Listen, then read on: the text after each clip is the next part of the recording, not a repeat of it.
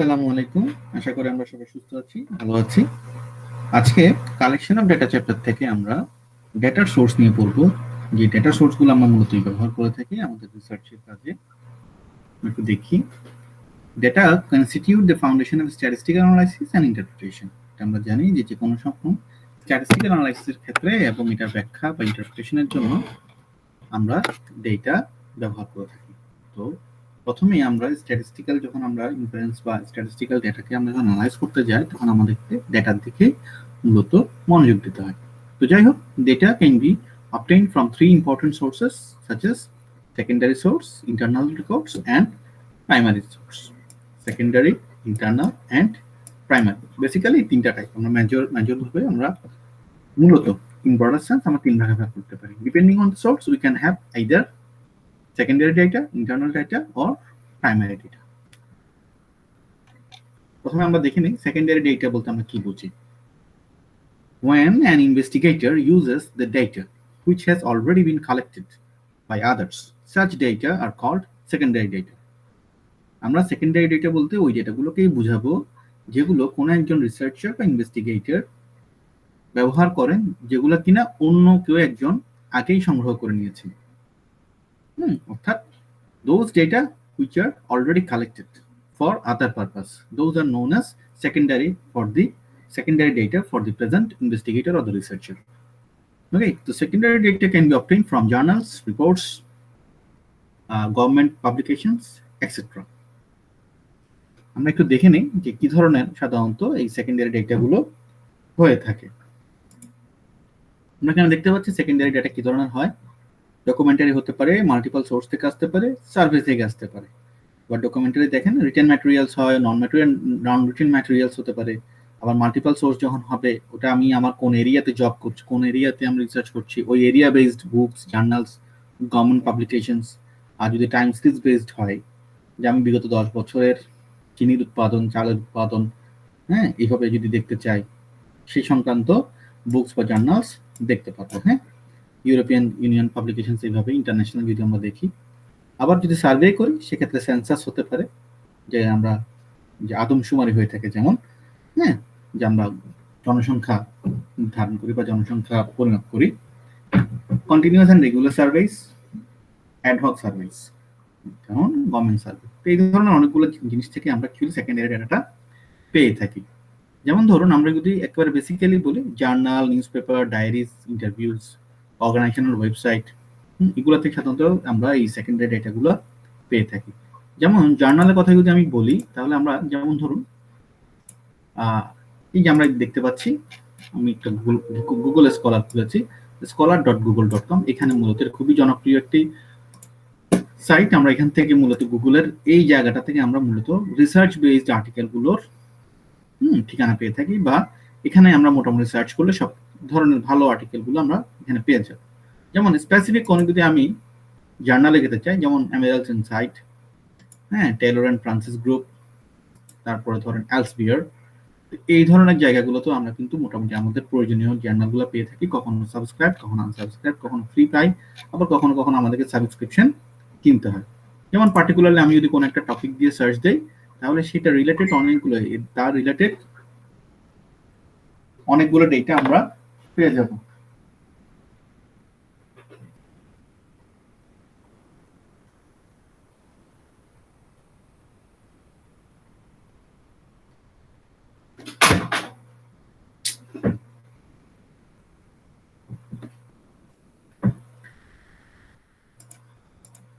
তাহলে এই যে সেকেন্ডারি ডেটা বলছি, যেগুলো কিনা আগে থেকে কালেক্ট করা হয়েছে, যেমন আমি যদি বাংলাদেশের কথা বলতে চাই স্পেসিফিক্যালি, আমাদের বাংলাদেশ পরিসংখ্যান bureau, Bangladesh bureau of statistical research বা স্ট্যাটিস্টিক্স, ব্যুরো অফ স্ট্যাটিস্টিক্স থেকে আমরা কিন্তু আমাদের যাবতীয় ডেটাগুলো, দেশের যে ডেটা সেগুলো আমরা পেয়ে যেতে পারি। ইম্পোর্ট ডেটা, এক্সপোর্ট ডেটা, ওখান থেকে আমরা যদি নিত্য প্রয়োজনীয় দ্রব্য সামগ্রী যেমন চাল, ডাল, এগুলোর উৎপাদন, এগুলোর ইম্পোর্ট বা এক্সপোর্ট, এই সংক্রান্ত ডেটাগুলো আমরা কিন্তু আমাদের সরকারি ওয়েবসাইটগুলোতে আমরা পেয়ে যাব।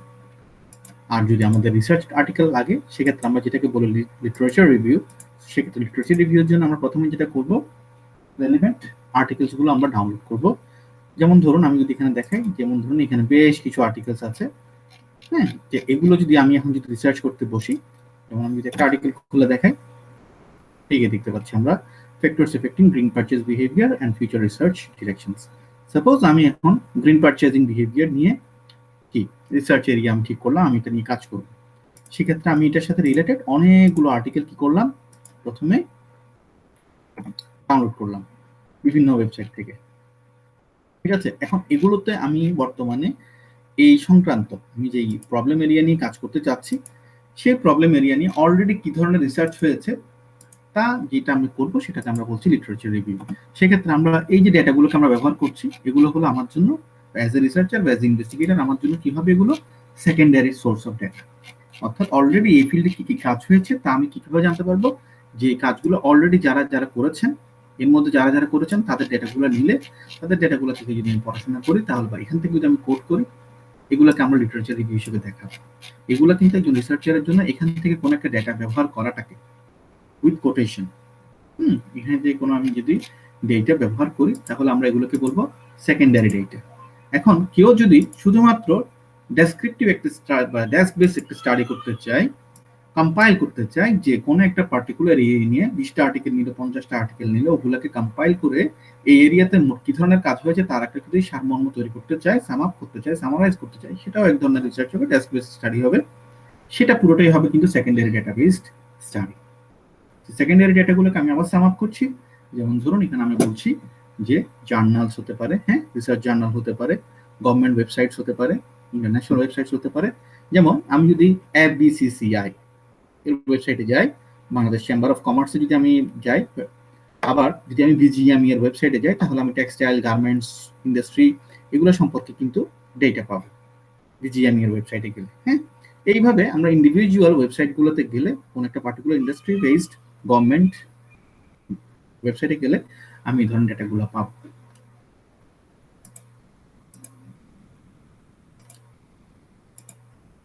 সো আমরা বুঝতে পারলাম যে সেকেন্ডারি ডেটাগুলো হলো যে ডেটাগুলো অলরেডি কেউ একজন বা কেউ বা কারা কোন একটা দল আগেই কালেক্ট করেছে, সেগুলো আমরা যদি ব্যবহার করতে চাই, সেগুলো আমাদের জন্য হবে সেকেন্ডারি ডেটা।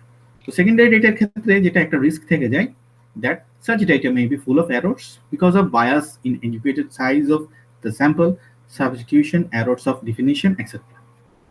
এখানে বেশ কিছু রিস্ক ইনভলভ থাকে।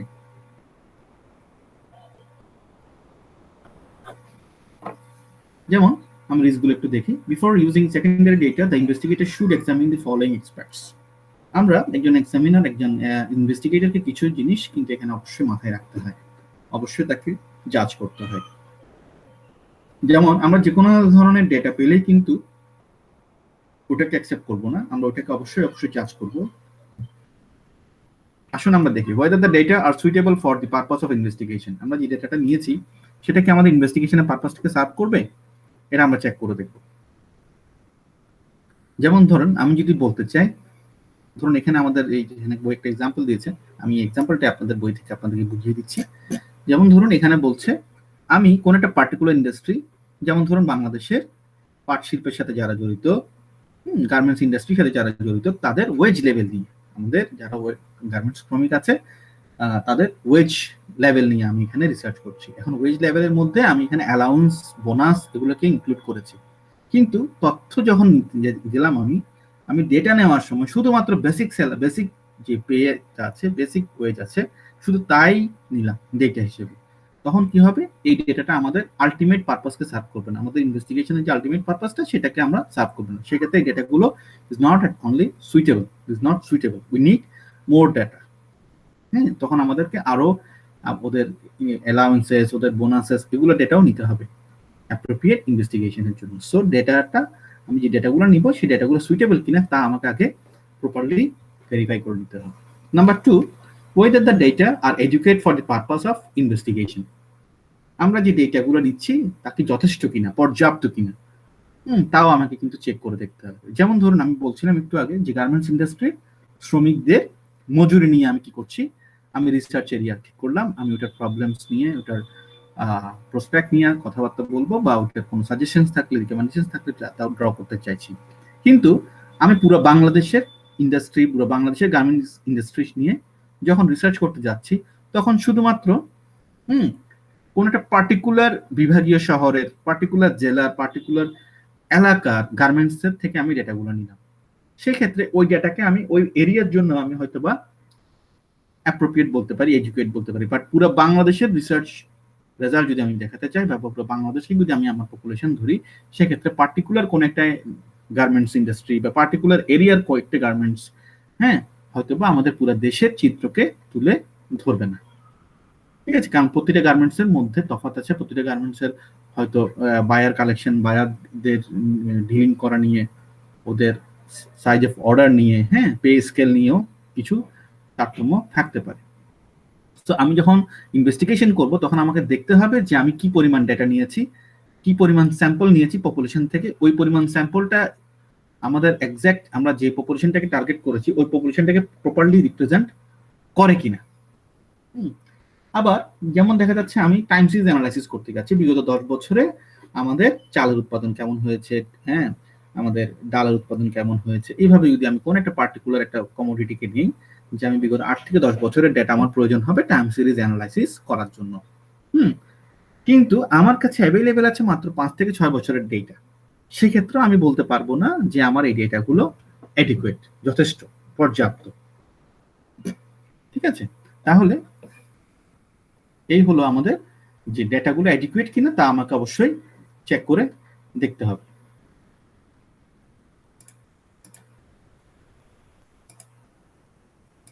আসুন এরপরে তৃতীয় নাম্বারটি হলো whether the data are reliable, ডেটাগুলো রিলায়েবল কিনা। This is the most important and toughest job during secondary data collecting. Secondary data আমরা যখন সেকেন্ডারি ডেটা নিব তখন সবচেয়ে গুরুত্বপূর্ণ যে বিষয়টা সেটা হলো রিলায়েবিলিটি।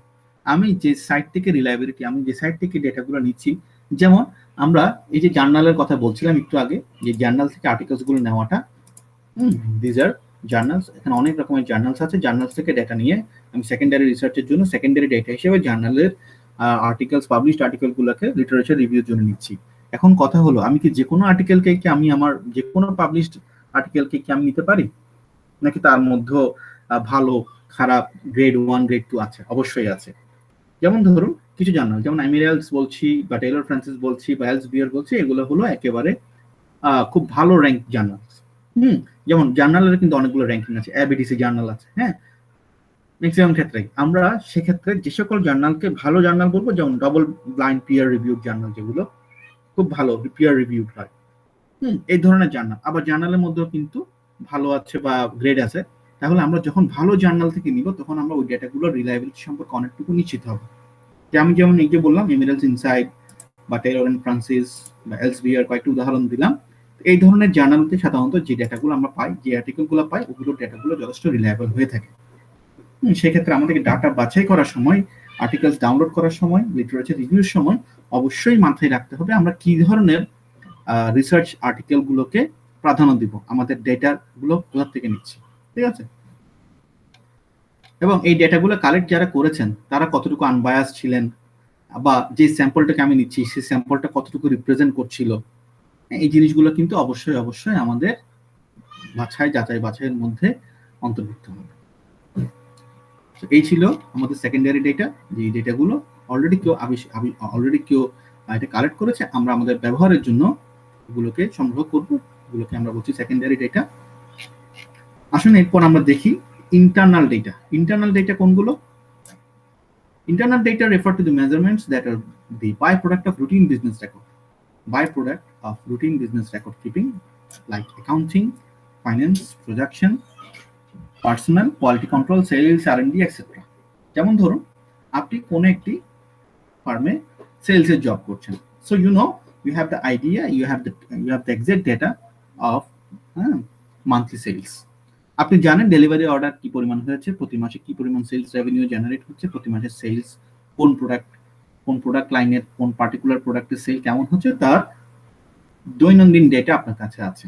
এটা আপনার রুটিন বিজনেস, এটা আপনার রুটিন, আপনার জব ডেসক্রিপশনের মাধ্যমেই আপনি এই ডেটাটা পেয়েছেন। বা পার্টিকুলার কোন একটা ব্যাংকের কোন একটা পার্টিকুলার ব্রাঞ্চে আপনি জব করছেন, সেক্ষেত্রে আপনার হাতে কিছু ডেটা থাকে, যেমন ধরুন ওই ব্রাঞ্চের সেভিংস অ্যাকাউন্ট কেমন হয়েছে, কারেন্ট অ্যাকাউন্ট কেমন হয়েছে, বা ফিক্সড ডিপোজিট কেমন হয়েছে, ডিপিএস, ডিপোজিট পেনশন স্কিম, এগুলো কিভাবে কতটুকু হয়েছে, কয়টা হয়েছে, আবার ধরুন যদি আমি লোন পারপাসে যাই, সেক্ষেত্রে আমার সিকিউরড ওভারড্রাফট এসওডি লোন কেমন হয়েছে, কিংবা হাউস বিল্ডিং লোন কেমন হয়েছে, কার লোন কেমন হয়েছে, এই যে ধরনের ডেটাগুলো, এগুলো কিন্তু আমার রেগুলার বিজনেস ডেটা। এগুলো আপনি কোনো পাবলিশড ওয়েবসাইটে, আপনি কোনো সাইটে পাবেন না। এগুলো আপনার রেগুলার বিজনেস ডেটা, যেগুলো আপনি দিনের জবের পাশাপাশি আপনি জব বা বিজনেসের মধ্যে আছেন, ওই বিজনেস থেকে ইন্টারনাল রেকর্ড হিসেবে থাকবে। ওকে, তো আসুন এরপর আমরা দেখি প্রাইমারি ডেটা। প্রাইমারি ডেটাটাই সবচেয়ে আমাদের গুরুত্বপূর্ণ।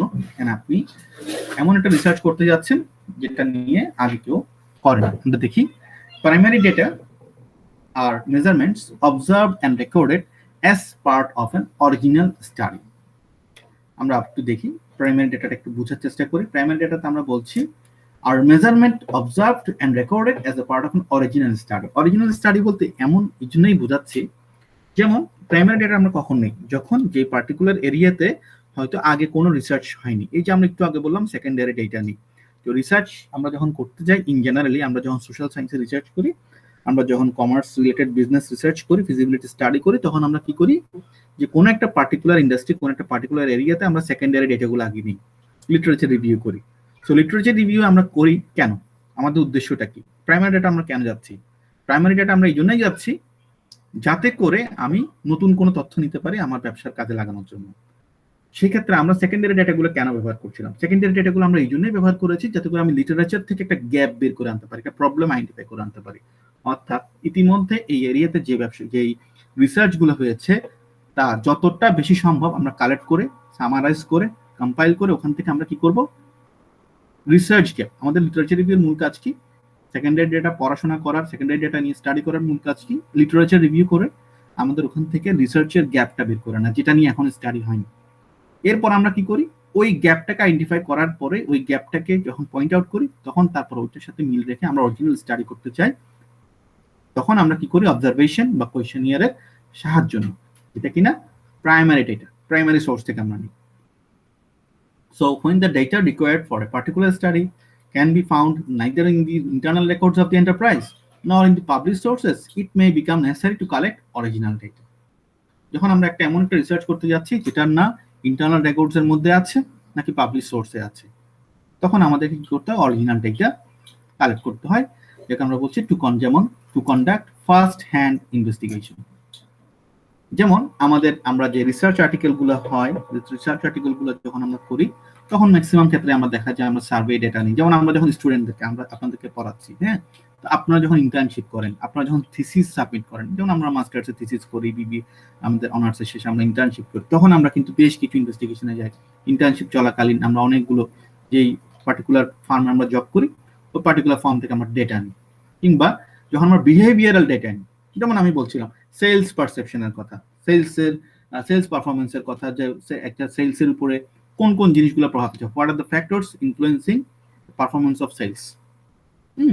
কিংবা আমি যদি বলি আমি একটা ডিলার মেনটেন করছি, তো ডিলারের পারসেপশনকে, ডিলারের স্যাটিসফ্যাকশনকে কোন কোন জিনিসগুলো ইম্প্যাক্ট ফেলে, কিংবা কোন একটা পার্টিকুলার প্রোডাক্ট বা সার্ভিসের কাস্টমারের আমি স্যাটিসফ্যাকশন নিয়ে কি করব, অ্যানালাইসিস করব। Customer satisfaction of particular commodity, customer satisfaction of particular mobile phone, customer satisfaction of particular television, particular brand. Okay, so the work of collecting original data is usually limited by time, money and manpower. এখানে একটা বিষয় আছে, সাধারণত এই primary data গুলো collect করাটা সময় সাপেক্ষ, হ্যাঁ, যথেষ্ট ইনভেস্টমেন্টও লাগে এবং ম্যান পাওয়ার লাগে। তো আসুন আমরা দেখি কি হয়। The actual procedure used in collecting data are essentially the same whether all the times are to be included or only some items are considered. যেমন দেখুন, আমরা যখন কোন একটা পার্টিকুলার ডেটা নিতে যাচ্ছি, তখন কিন্তু আমাকে দেখতে হয় যে আমি কি সবার ডেটা নিব, আমি কি সেন্সাস নিব, নাকি ওখান থেকে স্যাম্পল বাছাই করবো। আচ্ছা, স্যাম্পল জিনিসটা কি? When the data to be collected are very large in volume, যখন আমরা যেই ডেটাটা কালেক্ট করতে যাচ্ছি ওটা যদি লার্জ হয় ভলিউমে, it is possible to draw reasonably accurate conclusions from the study of a small portion of the group called as sample.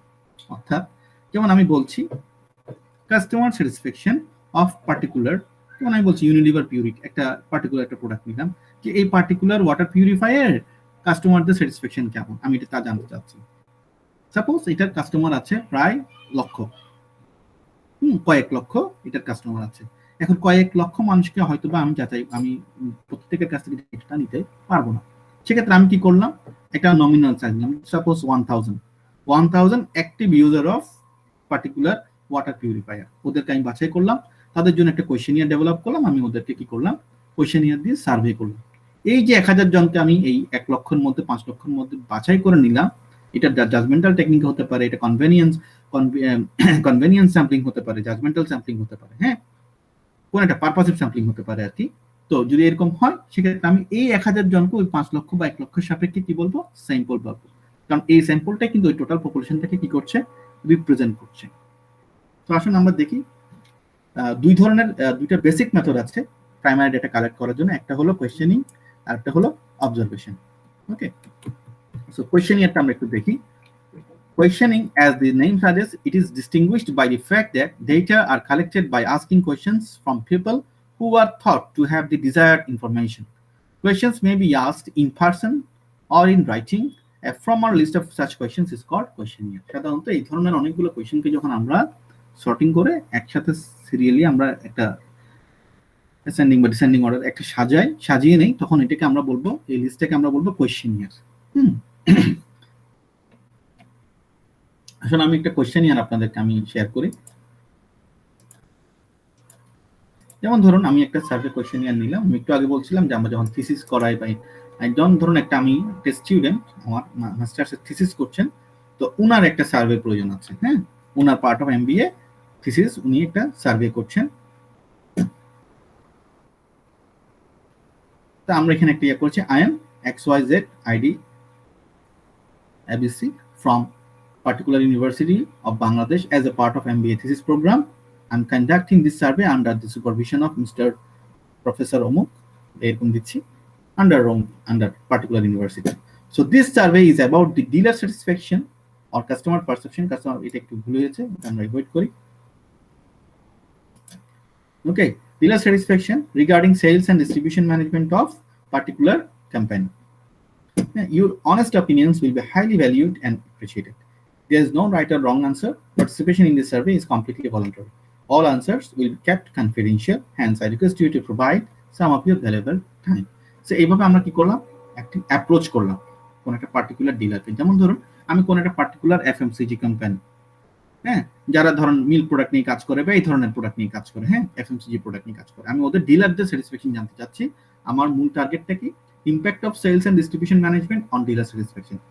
অর্থাৎ যে সেলস এন্ড ডিস্ট্রিবিউশন ম্যানেজমেন্ট যে টিমটা আছে, এখানে একটু স্পেলিং মিস্টেক আছে, impact of sales and distribution management on dealer satisfaction. একটা particular company dealer স্যাটিসফ্যাকশনের উপরে সেই company sales and distribution management techniques বা সেলস এন্ড ডিস্ট্রিবিউশন ম্যানেজমেন্ট প্র্যাকটিসের ইম্প্যাক্টটা কি সেটা আমি স্টাডি করতে চাচ্ছি। সেক্ষেত্রে হয়তো তাদের 30, 40, 50, 100 ডিলার্স অত আছে। সো আমি এই একটা পার্টিকুলার এরিয়ার ডিলারদেরকে নিয়ে আমি হয়তো বা কি করতে চাচ্ছি, স্টাডি করতে চাচ্ছি। তাহলে আমরা ফার্স্টে কি নিচ্ছি, কিছু অপশনাল ডেটা নিচ্ছি, ডিলার নেম, কন্ট্যাক্ট নেম। আমি এটা একেবারে লোকাল, আপনারা যেভাবে পড়ছেন আপনাদের যেটা একটা একেবারে ছোট আঙ্গি যে একটা রিসার্চ, এটাও কিন্তু একটা research, but it's a small parameter research. Okay, আমরা তারপরও এটাও কিন্তু একটা স্ট্রাকচার্ড কোয়েশ্চেনিয়ার, আমরা এটাকে বলছি স্ট্রাকচার্ড কোয়েশ্চেনিয়ার। আমরা এখানে লাইকার স্কেল ইউজ করেছি 5, 4, 3, 2, 1। 5 means strongly agree, 4 means agree, neutral, disagree, strongly disagree। কিছু কোয়েশ্চেন করেছি, যেমন ধরুন the sales and distribution setup of particular company is proactive, but product delivery process of this particular company XYZ does not consume unusual long time, but DCP facilitates credit sales service for the dealers। যে ওনারা কি করেন, ডিলারদেরকে কি দেয়, credit sale service দেয়। আপনি কি একমত, ভিন্ন মত, দৃঢ়ভাবে একমত, দৃঢ়ভাবে ভিন্ন মত, এইভাবে কোয়েশ্চেনিয়ার করছি। হ্যাঁ, DCP facilitates fair pricing policy which attracts more retail customers, more retailers. Okay, তো ওরা কি আসলে খুব ফেয়ার প্রাইসিং করে এইভাবে। যেমন ধরুন promotional activity like discount, gift, prize, offers of DCP is lucrative which attracts more retailer and consumers or customers। Okay, promotional activity গুলো কি ইম্প্যাক্ট করে, এই ধরনের আমি এখানে প্রশ্ন করছি। বা তারা কি কন্টিনিউয়াস ইমপ্রুভমেন্ট করে, তো আমি এখানে যখন আমি ডিলারদেরকে এই প্রশ্নগুলো করব, তারা তাদের পারসেপশনটা কি করবে এখানের মধ্যে লিপিবদ্ধ করবে 5 4 3 2 1 মধ্যে করবে। এইভাবে আমি অনেকগুলো যেমন ধরুন DCP has more competitive advantage or image than other FMCG brands in Bangladesh. আপনি কি মনে করেন? আপনি আপনার পারসেপশন দিলেন। এরপরে ধরুন আরো কোয়েশ্চেন হতে পারে, dealers are encouraged continue their relationship with DCP for long time. Dealer হিসেবে বা ডিলাররা আপনি কি মনে করেন ডিলাররা এই পার্টিকুলার একটা কোম্পানির সাথে লং টাইম রিলেশনশিপে যেতে চায়, কিংবা dealers of DCP are overall satisfied with the sales and distribution management of DCP. আমি লাস্টে গিয়ে জিজ্ঞেস করলাম আপনারা কি ডিলাররা কি আসলে ওভারঅল স্যাটিসফাইড কিনা। সো উনি একজন ডিলার হিসেবে উনি ওনার পারসেপশনটা ওনার এক্সপেরিয়েন্সটা শেয়ার করবে।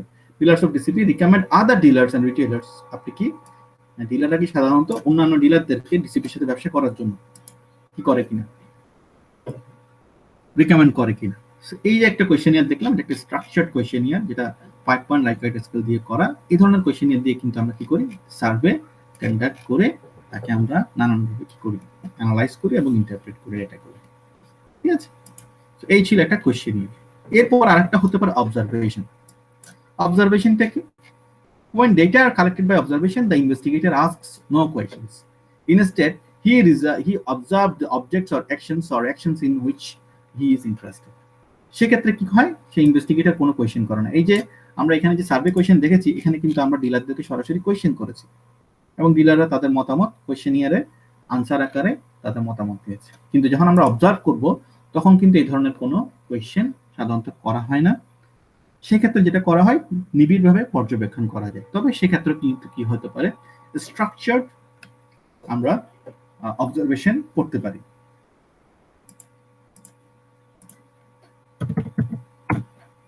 যেমন ধরুন আমি পার্টিকুলার একটা ফাস্ট ফুড চেইনের স্টাফদের বিহেভিয়ার অবজার্ভ করতে চাচ্ছি। সেক্ষেত্রে আমরা একটা কোয়েশ্চেনিয়ার ডেভেলপ করেছি ডিলাইটিং দ্য কাস্টমার। হ্যাঁ, আমরা স্টাফরা কিরকম সার্ভিসটা দিচ্ছে বা স্টাফদের সাথে স্টাফরা বা যারা এমপ্লয়িরা আছে যারা সার্ভিসটা দিচ্ছে তারা কাস্টমারদের সাথে কি ধরনের আচরণ করে, তার জন্য আমরা একটা স্ট্রাকচার কোয়েশ্চেনিয়ার করলাম, করে এটা এখন আমরা অবজার্ভ করছি। যেমন ধরুন smiles and makes eye contact with the customer. Do they always smiling? Do they contain always smiling face? Do they make eye contact with the particular customers? এখন একজন যিনি অবজারভেন্ট আছেন, যিনি মূলত ডেটাগুলো কালেক্ট করছেন, তিনি জাস্ট অবজার্ভ করছেন এমপ্লয়ীদের। এরপর আসুন greeting the customers in a friendly manner, giving the customer undivided attention. একনিষ্ঠ অ্যাটেনশন, একনিষ্ঠ মনোযোগ দিচ্ছেন কিনা for the transaction.